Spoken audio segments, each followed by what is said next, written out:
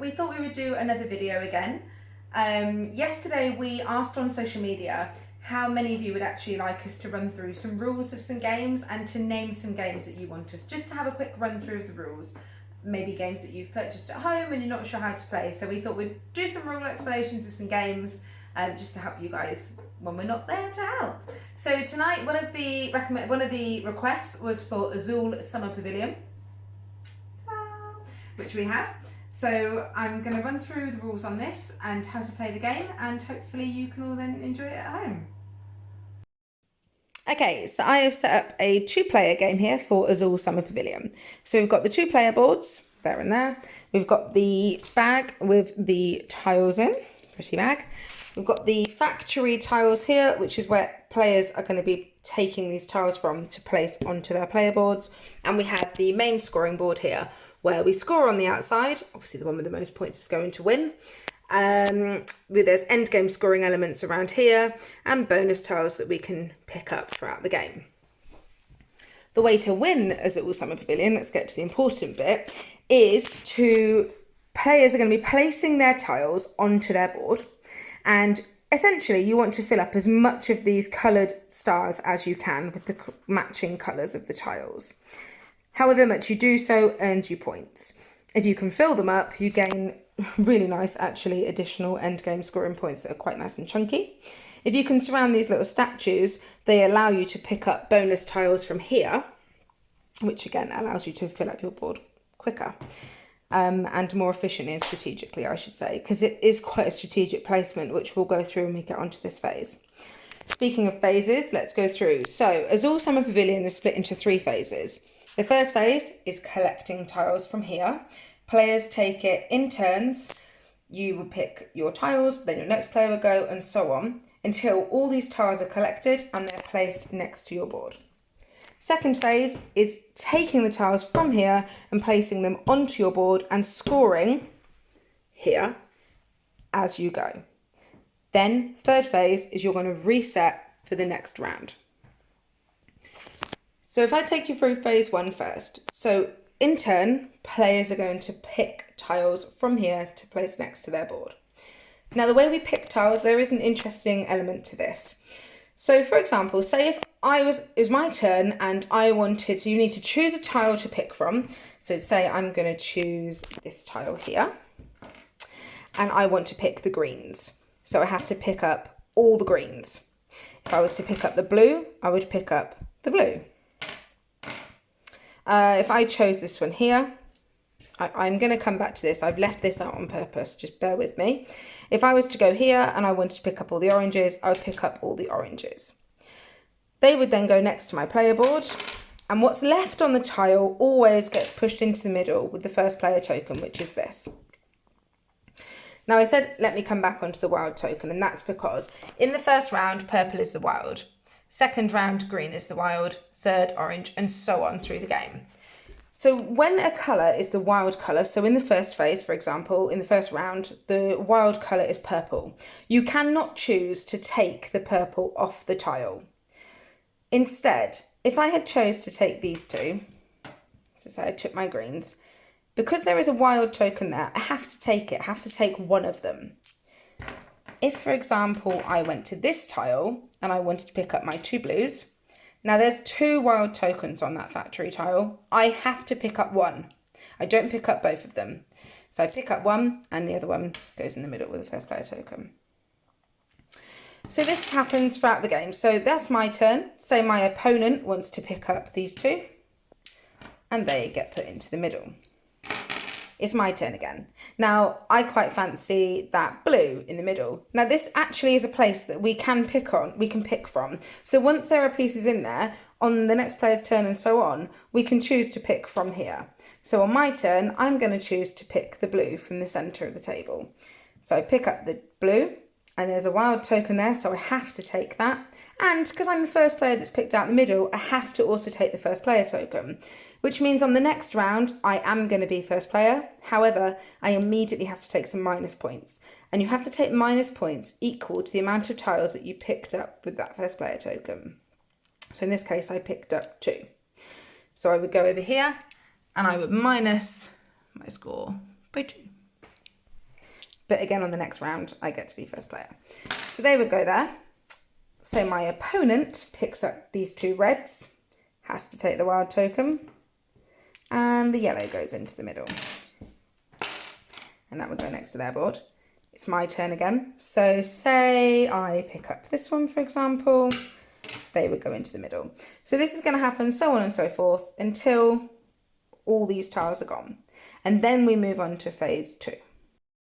Okay, so phase 2. So we've got our player board and we have the pieces next to the board, which we need to move over onto here. Now, as I said, this is where we're going to actually be scoring. So the way it works is, let's have a look. So what have we got? So let's go for the orange. So because purple is the wild colour, just to clarify, the wild colour, you cannot put any of those in that one. So I can't place any purples into this purple star because that's the wild colour of the round. See here. See, in round 2, we won't be able to place any in the green and so on. So here we are. So you see on this star, let's get a bit closer so we can see. So we have got number 1, 2, 3, 4, 5, 6. Those numbers are really important actually. So if I want to place my orange tile, see I've got orange tiles here. If I want to place an orange tile in this section of the star, because I actually want to start filling up my orange star, I can put 1 orange tile in space number 1. Fine. Now say I want to place 1 here in the number 2. I have to use 2 orange tiles. And I would put 1 in there and the other one would go in the fancy clock tower. Bump. Okay. Now, for example, say I placed that one first. So say the first one I want to do was actually place in my number 2. So I have to use 2 orange tiles, place that one there, and then the other one goes in the clock tower. Now, I can place 1 orange tile in this one space here. Actually, I'm so sorry. So as we place the 2 there, so we've put that one there and that one there, we're immediately going to score. Now I score 1 point because there's 1 tile there. So we go over here, pretend I didn't take a minus point, and we'll go to number 1. Okay, now that is actually my turn. So the next player would then have their go. So for example, let's say this player is going to fill up their blue. So they are going to do 1 blue there. They're immediately going to score 1 point because they've put the 1 blue on the 1. So the beige player, beige, score 1. Right, so I'm going to come back to my board. Now I still really want to work on this orange star. And the way to score in Azul is you score by the adjacent placements you make. So if I place 1 here and I have an orange, I will then score 2 points because I've got 2 next to here. So I've got 1, 2. If I place 1 here on the next round, I would get the next turn, I would get 1, 2, 3 points. So you build up the points the more you fill the star and you score with the adjacent tiles. Now, if I want to place 1 here, as I said, I could just use my 1 orange tile and pop that there. Or, now this is where you can use your wild tokens that you've collected through the game. So if I want to place 1 here, I don't have any orange tiles. All I've got is this 1 here. But I can use these, you see, because if I pick up these, I now have 3 tiles. As long as the orange one goes on the board, in there, I can discard these two wilds into the fancy clock tower. And there we go. And then I'm going to score 1, 2. So I would move my score token there.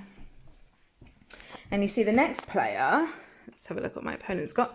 So they have a couple of blues here, and we have got a 2 blue and a 6 blue. Well, they're not going to be able to make a 6 because they've only got 2 blues and 2 wilds. So they could use 1 blue and 1 wild to do the 2 space there, look. So you can do that, throw the wild token in the fancy clock tower, and then immediately score 1, 2. And then move the score counter to, oh, hang on, that's me, cheat. 1, 2. Okay, so we'll go back to my turn here. So this is basically how you're playing the game. So, and you don't have to, once you've started on the orange, you don't have to stick to the orange. I can move over here. I've got 2 greens, 1 blue and 1 yellow here. Now, if you say you've had enough of placing tiles actually, and you would like to pass, you can save up to 4 tiles from your round, from your turn. And all you do is place them in these 4 corners. So if I wanted to, I could end my I could say, right, I passed now, I'm done now for this round. We'll wait until all the other players are done, and I'm going to save these for the next round. Because if you want to start placing things like number 6 here, you're going to have to save up quite a few blue tiles and wild tiles to get those placements. But I want to show you more things. How can I do that? So, do you remember I said about in the previous phase I said that if you surround these tiles, you can pick up bonus tiles from here. So let's say, for argument's sake, that on this round I had placed 5, so 1 orange in there, and then the 4 in the clock tower, and then the 1 orange in there, and the 5 in the clock tower. So I had managed to do this. I've now completely surrounded this statue. So over here, you see this symbol matches. So we've got this symbol to this symbol. Ta-da! And that's saying 3 tiles. So the game is saying when you surround a matching symbol, you can then go straight to the bonus board and pick up the amount of tiles that are listed underneath that matching symbol. In this case, it's 3. So I can choose to take 3 tiles from here and place them next to my board, which means I can then use those tiles to place further tiles onto my board during my turn. So you see I've added some more orange tiles here. So I could potentially I could maybe on my next turn, place 1 into the 1, which will then give me 1, 2, 3 points. If I had surrounded this statue, for example, we would go over to here and it says you then pick up 2 tiles from the bonus section. It is very important as well to make sure when you've taken your bonus tiles, you refill this before the next player's turn, because remember, we are filling our board in a turn by turn basis. Now you might note from watching the video that I've not mentioned this section, this star, because you'll also probably note that we don't have any tiles that match this colour. And that is because the middle star is quite special. It has to have a tile of every colour in it. So if you wanted to place 2 here, for example, you would have to place, okay, I'm going to just move my oranges here so I can use these tiles to show you. So if I wanted to place 2 here, for example, I would need to do exactly the same as we have for other stars. I would need 2 of that tile and I would need to place it. I can see a cat coming into the corner of the screen here. Oh, she's leaving us alone. I would place, so we've got 2 tiles, place 1 there, and place the other one into the tower. There we go. So I've now placed an orange on there, so I can't place another orange on this star now. So the next one would need to be another colour. And that's how that works. So it works exactly the same. The only difference is each segment has to be a different colour. And you're going to score exactly the same. So if you place 1 here, you would then score 1, 2. And that's how you play the second phase. Another thing to note, actually, just before I end this part of the tutorial, is if you had 2 here, you can then place them there, but obviously you wouldn't score. So if I put 2 here, for example, so if I put my 1 red in there and the other red went in the clock tower, because that is a number 2, that would score me 1 point immediately. If on a future turn, I decided to put my use 5 red tiles or bulk it up with some wild tokens and put a red tile here, I would then only still score 1 point, because I would not get the point for this tile because it's not adjacent. But it is something you can do. If you've got the bulk there, you might want to fill it up at that point. And that is phase 2. So this is how my board looks at the end of the second phase of placing the tiles from here onto my board, which is really the meat of the game because that's where we do our scoring.